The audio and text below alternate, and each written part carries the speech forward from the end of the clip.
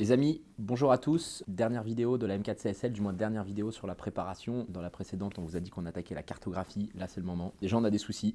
Il nous manquait nos filtres à air, les Eventuri ne montaient pas. Après quelques cartographies, on s'est aperçu que le filtre à particules nous bride ou nous limite, ou alors nous pousse à augmenter la pression de suralimentation, les avances et tout ça. Bon bref, du discours d'ingénieur.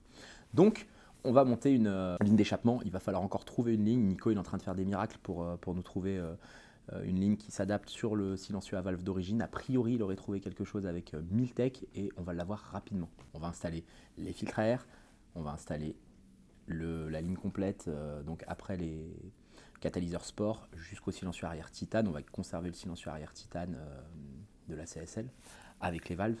Et là, on devrait pouvoir attaquer la cartographie du véhicule de façon optimale. On va aussi changer notre façon de faire pour ce véhicule. D'habitude, on règle les véhicules à distance avec nos ingénieurs, donc qui sont basés à plusieurs endroits de France ou d'Europe d'ailleurs. Et on prend la cartographie du véhicule, on l'envoie, il modifie, il nous renvoie la cartographie. On analyse sur bande puissance et on modifie ou pas la cartographie finale pour le client. On est loin donc d'une cartographie générique. On est vraiment sur une cartographie sur mesure. Mais là, pour gagner du temps, on a vu pas mal de problématiques en phase réglage. On va aller directement chez nos ingénieurs, on va installer toutes les pièces sur le véhicule, on va aller chez eux et on va vous montrer l'étape de boost, l'étape d'avance, pourquoi, pour quel limiteur. On va gagner du temps. Donc même nous, ça va aller plus vite. Et voilà quoi les amis, si vous voulez aussi, vous pouvez retrouver l'intégralité de nos prestations sur le site shifttech.eu, moto, voiture, et voilà, il y a toujours un mec qui nous dérange. Ouais, tiens, ça va ? Qu'est-ce qui est prête ? Viens, viens donc, viens donc, viens donc. Donc ça y est, tout est monté ? Exactement. Échappement, filtre. La totale. Est-ce que ça fait du bruit ? Elle fait un bordel de ouf. Un bordel de ouf. Elle était calme jusqu'ici, donc là, Voilà, elle est diabolique. elle est diabolique. Alors lui, quand il dit ça, c'est que... Non, elle hurle. Plutôt BM ou Supra alors ? Supra toujours. Bon, vas-y, Cherche allez, pas. sors de mon bureau. Bon, allez. Merci, hein. Merci. Bon, elle est prête. On va aller voir dans l'atelier le son qu'elle fait. Ça a un peu écourté notre intro, les amis, mais au moins, maintenant, on a la ligne complète, les filtres. Ça devrait watter. On va la charger sur le plateau et direction nos ingénieurs. Bon, Yoann nous a dit qu'elle était démoniaque. Déjà, premier démarrage, ça fait plus de son que d'origine. Valve fermée.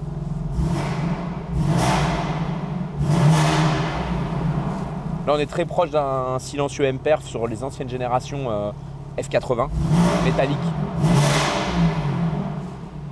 Maintenant, on va ouvrir les valves. Attention les masters.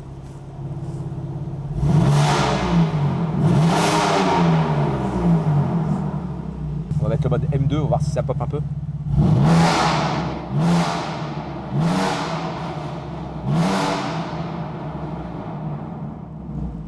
Là vraiment la sonorité, donc trois niveaux d'échappement, normal, valve fermée, normal, valve ouverte,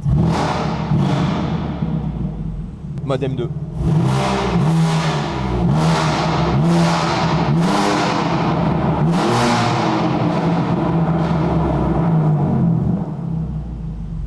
Là, il y a vraiment plus. J'espère juste qu'à des régimes stabilisés sur l'autoroute, 130, 140, 80, 90, 50 en ville, ça ne drone pas dans l'habitacle, sachant qu'il n'y a pas de siège arrière. Donc en général, quand on a un siège arrière ou une plage, ça coupe un peu le son. Là, il n'y a rien, j'espère que ça ne va pas droner. Bon, je pense que j'ai fait le tour, les amis. On la charge et on est parti à Shifttech Toulouse, dans le 31. Donc un des centres qu'on a ouvert en fin d'année. Et c'est parti.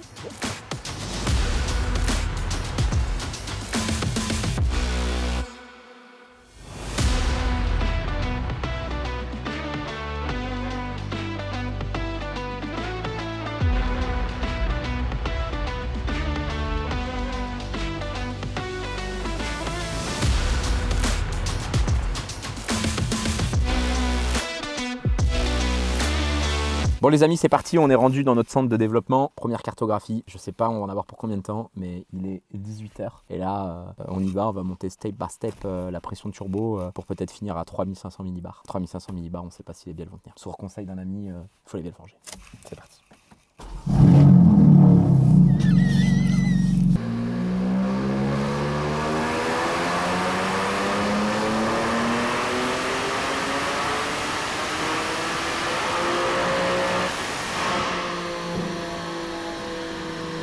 Bon, qu'est-ce que ça donne? Premier fichier, base de travail, plus ou moins comme à Tours, 700 chevaux, 696, 836 newtons.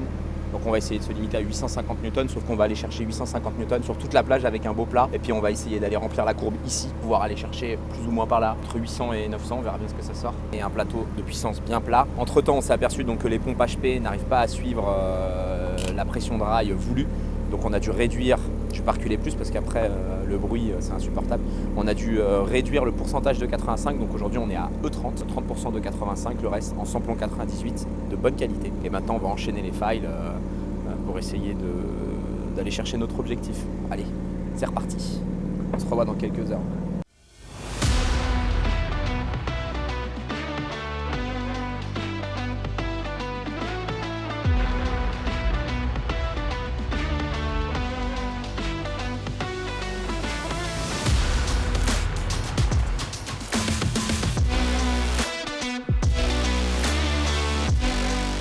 Bon les gars, là, on est au 50e fichier, donc autant dire que c'est pas simple. On a des problèmes de boost, des problèmes d'avance, des problèmes de richesse. On va en rester là pour ce soir. 731,1, 841 newtons. Là on avait des problèmes on avait des limites de boost, le papillon qui se referme, parce qu'on avait la péraille qui tombait, parce qu'on avait les températures d'achappement qui étaient un peu hautes. Donc à force de sauter un limiteur, de régler un limiteur, de trouver une limite et ainsi de suite, on en est à 731, 841 newtons, 22h, 21h58. On va en rester là pour ce soir. On va la laisser se reposer, elle a déjà donné, je sais pas combien de kilomètres on a fait, on a déjà quasiment cramé un plein. Demain, on va essayer de peaufiner. On est encore à 50 chevaux au moins de l'objectif 800. J'espérais 900, donc très honnêtement, je pense que ça va être compliqué à obtenir 100 pièces supplémentaires. On est un peu limite sur le fuel, on est un peu limite sur pas mal de trucs. Il y a des montages S58 comme celle-ci qui installe un port injection. Donc c'est installer un injecteur supplémentaire ou un rail supplémentaire sur la pipe pour pouvoir injecter du carburant avec des injecteurs basse pression. Là on n'a pas de système fuel supplémentaire, rien, on va rester sur la config facile, du moins filtre, on n'avait pas les Eventuri, ligne et turbo. Je suis un peu fatigué de ma journée. Tiens. Je pensais qu'on aurait eu des scores tout de suite plus élevés et que ça aurait été, plus rapide dans le dev. Souvent on installe des pièces et pam, tout de suite on a du gros gain. Ça va vite, comme la Golf 8 par exemple. Là on voit que faut dev, c'est cool, c'est les nouveaux moteurs, plein d'instrumentation, plein de capteurs, dernière génération. On va le faire quoi, tranquillement, ça va le faire. Demain est un autre jour. Allez bye, à demain les gars.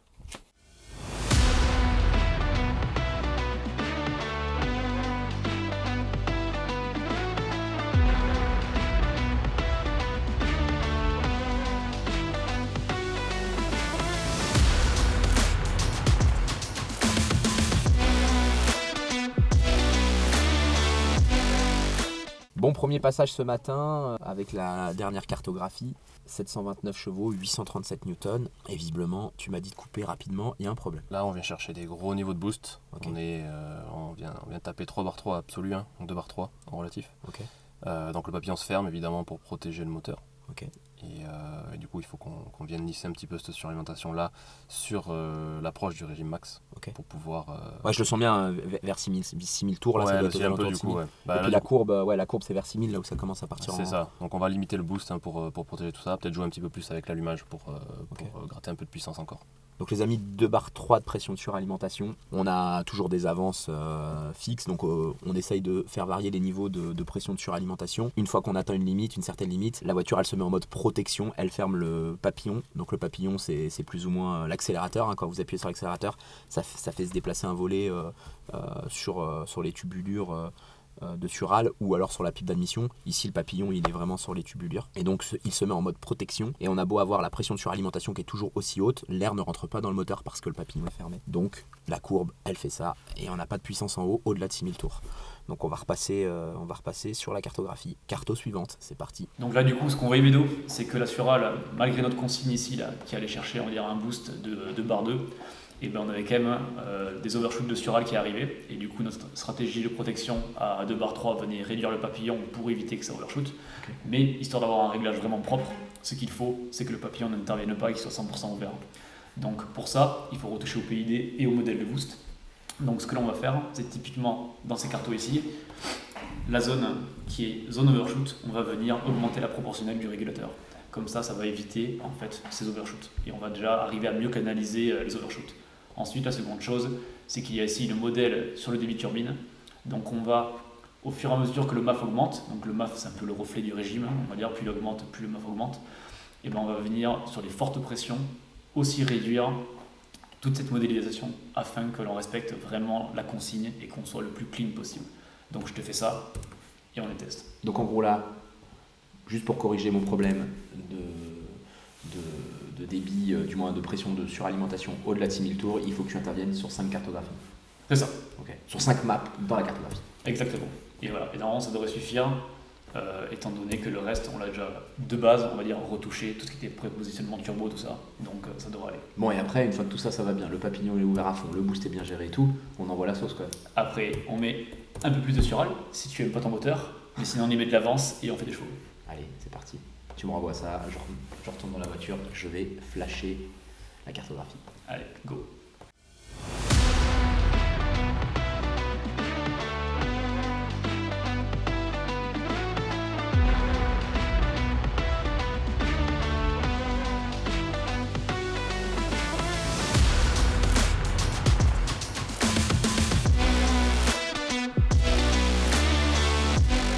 Bon les amis, ici c'est la représentation graphique du problème qu'on rencontre sur le banc de puissance. Donc la pression de turbo, je te laisse expliquer. Hein. Ben voilà, du coup, on voit que la pression de turbo, elle monte graduellement avec le régime, donc c'est ce qui est prévu. On reste sur un boost, on va dire, assez soft à bas régime pour ne pas plier les bielles, donc on monte progressivement. Et plus on arrive dans les tours, plus on en rajoute pour venir chercher la puissance. Ici, on s'est donné une limite à 2 bar 3 de sural pour ne pas aller, on va dire, au-delà des limites de ce que sait faire le bloc et les turbos.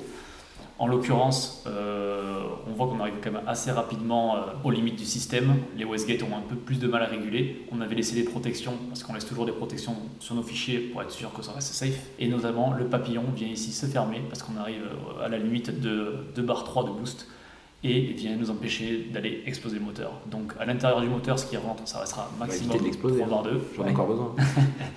Mais du coup, le turbo, voilà, était arrivé un peu au-delà, dû à un modèle de boost qu'il fallait recalibrer. Donc c'est les prochaines étapes. On va recalibrer ça pour que le papillon ne vienne plus fermé et que le boost reste stable, même à haut régime, et qu'on essaie de tirer le maximum de performance. Bon, tu me fais la petite modif vite fait, donc petite réduction de boost, et là le papillon il va rester ouvert à fond. Voilà, c'est ça. Allez, Donc là, ici. allons-y. Bon, cette fois-ci on a réussi à avoir un boost correct, ça charge tôt, ça maintient la puissance bien en haut. On va pouvoir travailler sur l'avance à l'allumage et la richesse, donc sur le fuel. Qui dit avance à l'allumage dit un peu plus de performance et E85 dit un peu plus d'avance aussi. On va maintenant bosser sur l'allumage. On va pas faire, je vais pas vous faire un plan à chaque fois parce que sinon on va faire, je sais pas, 10, 15, 20 reprog et puis ça va être redondant. Donc on se voit pour le tir final. À tout à l'heure.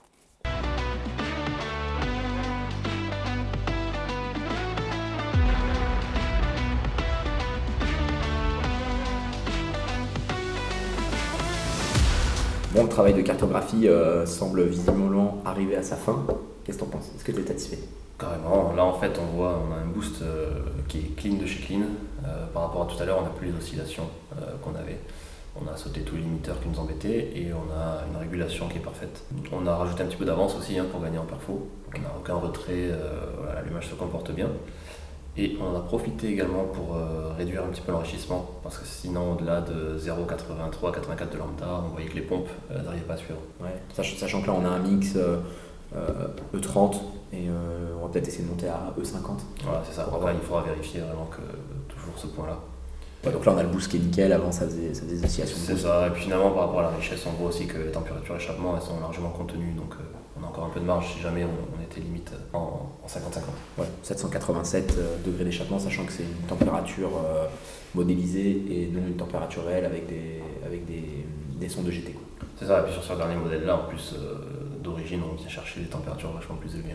Oui, avec le GPF, avec là les catalyseurs sport à 787 températures d'échappe, en théorie on est tranquille. Température d'admission finalement l'échangeur et fonctionne bien, 34 degrés. Ouais, surtout après avoir enchaîné pas mal de runs et tout ça dans la salle de banc, c'est vraiment correct. Ouais. Ok, ça va. Bon, je pense qu'on en reste là. Ça va. Allez, c'est parti. Bon voilà, on en a fini avec la cartographie. Visiblement nos ingénieurs sont contents. On va la charger sur le plateau, on va rentrer chez nous et on va aller sur notre faire un draghi, j'espère vite. Qu'on est au moins aussi rapide que les concurrents qui utilisent ce moteur-là. Et je vous parlerai de chiffres. On va garder ces chiffres-là jusqu'à la fin pour vous tenir en haleine. Voilà les amis, on charge ça vite fait et hop, on continue la vidéo à Tours sur notre piste. Bye.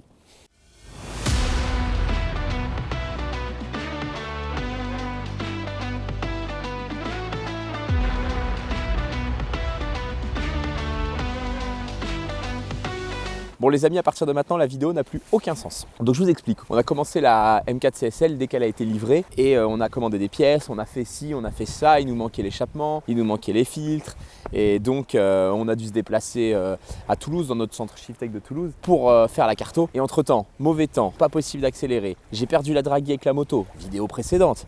Impossible de faire de draguie. Il a fallu que je recommande une draguie. Au moment où j'ai la draguie, j'ai pas de vidéaste. Le vidéaste, il est resté au brûleur de gomme. C'était le week-end dernier, vous pouvez aller voir la vidéo. Donc, galère totale. Donc, outro, là, on était hier à l'événement Shiftech Marseille, La Ciotat, Zeraz. Hier. Et aujourd'hui, on est jeudi, donc c'est dans 2 jours. On fait un petit retour pour que la vidéo ait à peu près un peu de sens. Donc, la CSL, 816 chevaux, 930 newtons. On est en dessous des chiffres espérés. Donc, on espérait plus ou moins 900 chevaux, 900 newtons. Pas possible. Donc, on va faire avec ça déjà. Et c'est déjà compliqué. Donc, je vous mets les images tout de suite. On a fait une draguie. Impossible de faire de 0 à 100. Le pilote Port 4S, il est complètement dans les choux. 100-200, si on enlève l'anti-patinage, impossible d'accélérer tout de suite. La voiture, elle patine. Il faut vraiment lui mettre des Cup 2 pour accélérer les chronos. Mais en tout cas, voilà le passage tout de suite.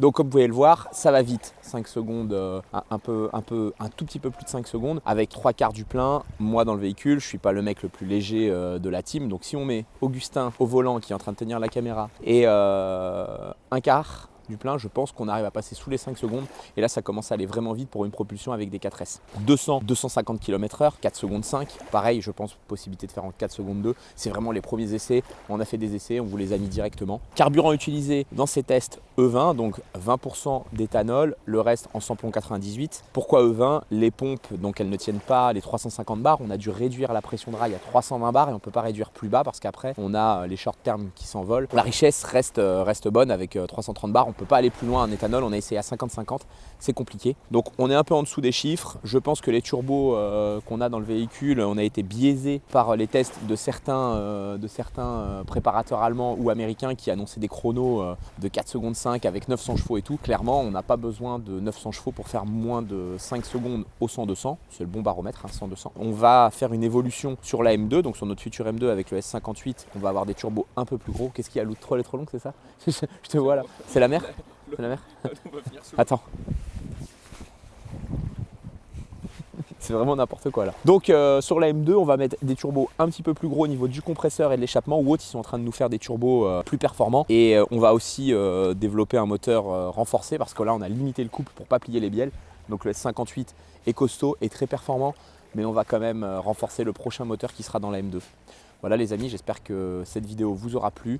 Le prochain test de la M4 CSL, ça sera sûrement sur piste. Romain Monti, il a fait des chronos avec une M4 CSL d'origine, ou alors Dorian Boccolacci là dans Prête-moi ta caisse. Vous pouvez aller voir sur sa chaîne YouTube, il y a des trucs pas mal. Donc je pense que la prochaine vidéo, ça sera un battle vs un pilote pro, ou une M4 CSL d'origine vs une M4 CSL préparée Shiftech. Donc là, il va falloir mettre des Cup 2, une petite Géo.